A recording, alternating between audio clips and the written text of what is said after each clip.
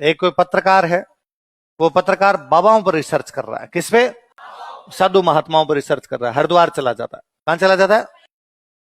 वहां वो देखता है कि एक बाबा जी है जो सुबह सुबह डेली 4 बजे उठते हैं, ठंड के दिनों में, दिसंबर जनवरी के महीने में, गंगा जी की धार में खड़े होके नंग धड़ंग खड़े होके नहाते हैं और डेली सेम रूटीन फॉलो करते हैं।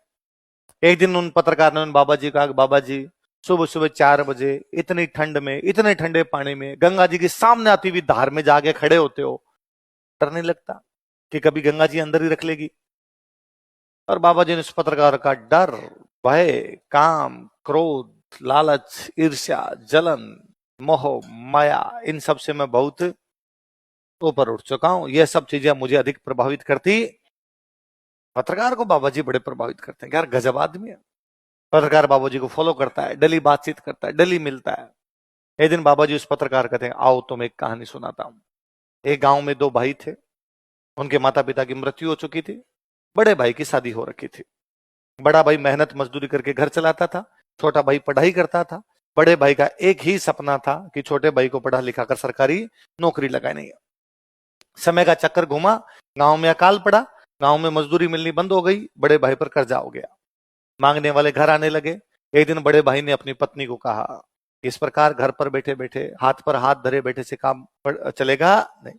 मैं बाहर जाता हूँ, पैसे कमा कर लाता हूँ, गांव का कर्जा पूरा चुकाता हूँ, तब तक तुम घर संभालना। मैं हर महीने तुम्हें घर के खर्चे के रुपए भेजता रहूंगा, तुम उनसे घर चलाना, छोटे भाई को पढ़ाना, इसकी पढ़ाई बंद होने मत देना।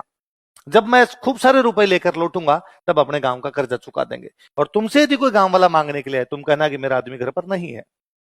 बड़ा भाई रात के अंधेरे में चुपचाप वो गांव छोड़कर किसी दूसरे शहर में कमाने के लिए चला जाता है। अगले दिन जब मांगने वाले आए, उसकी पत्नी ने कहा कि पति घर पर नहीं है। मांगने वाले धीरे धीरे आने बंद हो गए।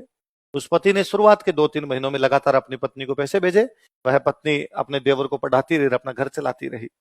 2-3 महीनों बाद में उस व्यक्ति ने पैसे भेजने बंद किए, वो तो ठीक, उसके समाचार मिलने भी बंद हो गए। अब उसकी कोई सूचना नहीं थी। उस महिला ने थोड़ी बहुत जो जमा पूंजी उसने कर रखी थी, उससे 1-2 महीने घर चलाया। पर यदि जमा पूंजी होती तो बड़े भाई को घर छोड़ना ही क्यों पड़ता? जब पैसे आने बंद हुए, समाचार मिलने बंद हुए, उसने सोचा क्या पता कहीं दूर चले गए कमाने के लिए, पैसे नहीं भेज पाए हो, बाद में भेज देंगे। पर अब घर कैसे चलाया जाए? उस महिला ने मेहनत मजदूरी करना शुरू किया, क्योंकि वो जानती थी कि छोटे जो देवर है मेरा, उसकी पढ़ाई करवानी, पति कह के गए थे कि इसकी पढ़ाई छूटनी नहीं चाहिए। वो अपने देवर को पढ़ाती है, मेहनत मजदूरी करती है। समय बीतता गया, बड़ा छोटा भाई सरकारी नौकरी लग जाता है। बड़े भाई के अब भी कोई समाचार नहीं थे। गांव वालों की मीटिंग हुई और यह तय किया गया कि बड़ा भाई मर चुका है, इसलिए अब तक उसका कोई समाचार नहीं है। यदि बड़ा भाई मर चुका है तो उस महिला को विधवा घोषित कर दिया गया, और विधवा महिला पर उसके पीहर वालों का अधिकार होता, तो उसके पिताजी उसको लेकर चले गए। उस महिला का बाप एक शराबी व्यक्ति था। एक दिन वह रात को देखती है कि उसके पिता जो है वो एक सेठ से उसका सौदा कर रहे हैं, इतने रुपए दोगे तो मैं मेरी बेटी को तुम्हें बेच दूंगा। सेठ नेगोशिएशन कर रहा है कि इतने नहीं दूंगा, इतने कम ले लो, और बाप थोड़े रुपए ज्यादा मांग रहा है। वो जब ये कंडीशन देखती है, उसको लगता है कि यदि मुझे बेच दिया गया, कहीं नौकरानी बनकर रहना पड़ेगा, क्या पता जो लेकर जाए वो आगे और बेच दे, जिंदगी स्लेव जैसी हो जाएगी। वो वहां से भाग जाती है, भागकर वापस अपने देवर के पास आती है। अपने देवर को आकर कहती है, मुझे बचाओ, क्योंकि मुझे मेरे पिता मुझे बेच रहे हैं। देवर ने उन्हें कहा कि भाई आप पर आपके पिता का अधिकार है, आप विधवा महिला हो, इसलिए मैं क्या कर सकता हूं इसके अंदर। उसने कहा कि गांव के सामाजिक रीति रिवाज ये कहते हैं कि देवर अपनी भाभी से विवाह कर सकता है, विधवा भाभी से विवाह कर सकता है। गांव में इस प्रकार के नाते होते हैं। तुम मेरे से विवाह कर लो, यदि तुम मुझसे विवाह कर लोगे तो फिर मेरे पर तुम्हारा अधिकार हो जाएगा, और तुम्हारा अधिकार हो जाएगा तो मेरे पिता मुझे बेच नहीं पाएंगे। उसने कहा बात तो सही है, इस प्रकार की शादियां होती है, पर आपने मुझे पाल पोस कर बड़ा किया, मैंने आपको कभी इस नजर से देखा ही नहीं, मैं आपसे विवाह कैसे कर सकता हूँ। गांव वालों की पंचायत पुनः बैठी। गांव वालों ने कहा कि इस महिला को कहीं बेच दिया जाए, ये बेचारी दर दर की ठोकरें खाती घूमे, उससे अच्छा तुम शादी कर लो, ठीक रहेगा। वो देवर भाभी आपस में शादी कर लेते हैं, उनके बच्चे हो जाते हैं, हंसी खुशी वो अपना जीवन व्यतीत कर रहे होते हैं। एक दिन बड़ा भाई बहुत सारे धन के साथ वापस लौटता है। उसने पहले तो अपने पत्नी को कहा कि जब मैं कहकर गया था वापस आऊंगा तो तुमने इंतजार क्यों नहीं किया, तो तुमने शादी कैसे कर ली इसके साथ। गांव वाले वापस आए, गांव वालों ने आकर उसे कहा कि भाई जब तेरे समाचार नहीं आए तो ये हमारी पंचायत का निर्णय था कि इस महिला को विधवा घोषित किया गया, और विधवा महिला देवर से शादी कर सकती, इसलिए इन्होंने शादी की। यदि तू जिंदा था, रुपए नहीं भेज पाया, कोई बात नहीं, समाचार तो भेजता तो हमें वस्तु स्थिति तो पता होती। वो महिला अंदर बैठी बैठी सोचती है कि मेरा पति कौन है, वह जिसके साथ मैं अभी रहती हूँ, जिससे मेरे बच्चे हैं, या वह जो मेरा पहले पति था बाहर आके बैठा है बहुत धन के साथ। हूं गोरी किण पीवरी, हूं गोरी, पीव मतलब पति, गोरी मतलब महिला, मैं अब किसकी पत्नी हूं, मेरा पति कौन है। उधर वो बड़ा भाई बाहर बैठा बैठा सोचता है यदि मैं ना आता तो इनका जीवन ठीक चल रहा था। इन्होंने मुझे मरा हुआ समझ लिया था, छोटे भाई की सरकारी नौकरी थी, इन्होंने आपस में विवाह कर लिया था, इनके बच्चे थे, इन पर कोई कर्जा नहीं था, हंसी खुशी अपना जीवन व्यतीत कर रहे थे। मैंने आके फालतू में इन सब लोगों के जीवन में झंझावात पैदा कर दी है। बड़ा भाई बहुत सारा धन कमा के लौटा था, वो पूरा धन वहां पर छोड़ता है, चुपचाप वहां से वापस निकल जाता है। ये कहानी सुनाकर बाबा जी पत्रकार को कहानी सुनाकर वहां से चले गए। पत्रकार बैठा बैठा सोचता है कि बड़ा भाई बाबा जी तो नहीं।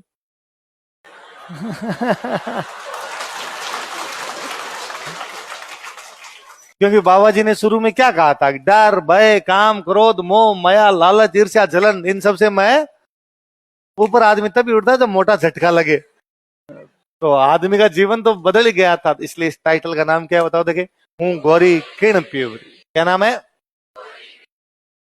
लास्ट कहानी कौन सी, लास्ट नाम बताओ। मैं बोल रहा हूं 9th में 11th क्लास में हमारे चैप्टर लगता था मेहंदी के फूल। रेगिस्तान का दृश्य है, दूर दूर तक ना बंदा ना बंदे दी जात, एक रोड है और रोड पर एक बस चलती जा रही है, खचाखच भरी हुई बस।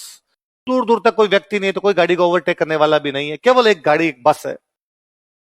बस की अगली सीट पर एक सेठ जो कि बहुत पैसे वाला है अपनी बेटी के साथ में बैठा हुआ है। उसकी बेटी ने बहुत सारे गहने पहन रखे, क्योंकि सेठ पैसे वाला तो सोने के गहने हैं सेठ की बेटी के पास। बस की सबसे पिछली सीट पर एक नवविवाहित जोड़ा बैठा हुआ है, जो एक लड़का अपनी पत्नी को मुकलावा करके लेके जा रहा है कि उनका बाल विवाह हुआ था। अब जब वो लड़की बड़ी हुई तो उसके पीहर वाला उनका लेकर जाओ, तो मुकलावा समझ के गोना, वो उसका गोना करवा के लेके जा रहा है। लड़की जो कि 16-17 साल की उम्र की नवविवाहिता है, पहली बार अपने पीहर से ससुराल जा रही है, जिसने अपने पति से अब तक बात करना छोड़ी, अब तक भर पलक निहारा भी नहीं है, चुपचाप घूंघट में एकदम दुल्हन की तरह बैठी हुई, सकुचाई हुई सी। लड़का धीर गंभीर मुद्रा में अपने सिर पे साफा बांधे हुए, हाथ में तलवार लिए हुए बैठा हुआ है। अचानक बस को एक जीप ओवरटेक करती है, ओवरटेक करके जीप आगे लगती है, बस को रुकवाया जाता है, जीप में से 4-5 गुंडे उतरते हैं, उस सेठ की बेटी को नीचे खींचने का प्रयास करते हैं, उसके गहने छीनने का प्रयास करते हैं। सेठ बीच बचाव करता है, गुंडे उसे पीटते हैं, सेठ की बेटी चिल्लाती है बचाओ बचाओ कोई तो मुझे बचाओ, लेकिन बस में सुनसान सन्नाटा, कोई भी बस में उन गुंडों के सामने बोलने की हिम्मत ही नहीं करता। सबको जैसे कोई सांप खा गया, सांप सूंघ गया, चुपचाप बैठे हुए। गुंडे जबरदस्ती करते हैं, उस लड़की को उतार रहे हैं, वो बेचारी बचने का प्रयास कर रही है, कोई तो मुझे बचाओ, लेकिन कोई उतरता नहीं है। अचानक सबसे पिछली सीट पर बैठी वो लड़की जो अपने पति के साथ बैठी है, जो पहली बार ससुराल जा रही है, जिसने घर से बाहर निकल के नहीं देखा, जिसने पति से बातचीत नहीं की, जिसकी उम्र 17-18 साल है, जो घूंघट में बैठी है, अभी तक शर्म कर रही थी, वो अचानक अपने पति से पूछती है कि तुम्हारे पास ये जो तलवार है ये खिलौना है क्या। और वो कहता अरे ये तो बोलती भी है।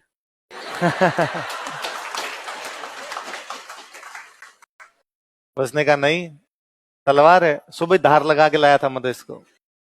ऐसा कैसे हो सकता है कि तुम्हारी नजरों के सामने कोई किसी लड़की की इज्जत लूटे, ऐसा कैसे हो सकता है कि तुम्हारी नजरों के सामने कोई किसी लड़की की गहने लूटे और तुम चुपचाप बैठे रहो। उस लड़के ने कहा कि तुम्हारी बात बहुत सही है, मेरा खून खोल रहा है इन सबको देखकर, पर हम एक शुभ कार्य से जा रहे हैं। घर पर मेरे बूढ़े माता पिता हम दोनों का इंतजार कर रहे हैं। मेरी माता ने आरती की थाली सजाई होगी, उनको लगता होगा बीननी घर पे आएगी, मैं बीननी का बधावा करूंगी, बीननी को बधारूंगी, उसका स्वागत करूंगी। मेरे पिता खुश हो रहे होंगे कि आज मेरा जो घर जुड़ जाएगा, मेरा घर बंध जाएगा। मैं यदि यहां लड़ा, अधिकतम संभावना है कि मैं यहां लड़ता हुआ मारा भी जा सकता हूं, हम घर पहुंच नहीं पाएंगे, मेरे माता पिता इंतजार करते रह जाएंगे, हम अपना जीवन शुरू नहीं कर पाएंगे, उससे पहले हमारा जीवन समाप्त हो जाएगा। उस लड़की ने कहा कि यदि तुम आज नहीं खड़े हुए तो मेरी नजरों में आज ही मर जाओगे, यदि तुम आज नहीं खड़े हुए तो अगला पूरा जीवन मैं इस बात के साथ कैसे गुजारूंगी कि कायर पति की पत्नी हूं। इससे अच्छा तुम मर जाओ यहां पर, मैं एक वीर की पत्नी कहलवाना पसंद करूंगी, न कि किसी कायर के साथ रहना पसंद करूंगी। वो लड़का खड़ा होता है, उन गुंडों को पीट पाट के भगा देता है वहां से, उस लड़की को बचा लेता है, सेठ की बेटी को बचा लेता है। वो लड़का उस युद्ध में घायल होता है, वो जो भी झड़प है उसमें घायल होता है और मर जाता है। वो 17-18 साल की लड़की जिसने उस लड़की को प्रेरित किया था लड़ने के लिए, उसके साथ में सती हो जाती है। जिसकी मेहंदी के फूल नहीं सूखे थे उससे पहले वो सती हो गई थी, इसलिए नाम क्या है। बोले बड़ी बात, मजा आया कहानी सुन के। इससे ज्यादा मजा पढ़ के आता है, पर तुम पढ़ते चलो।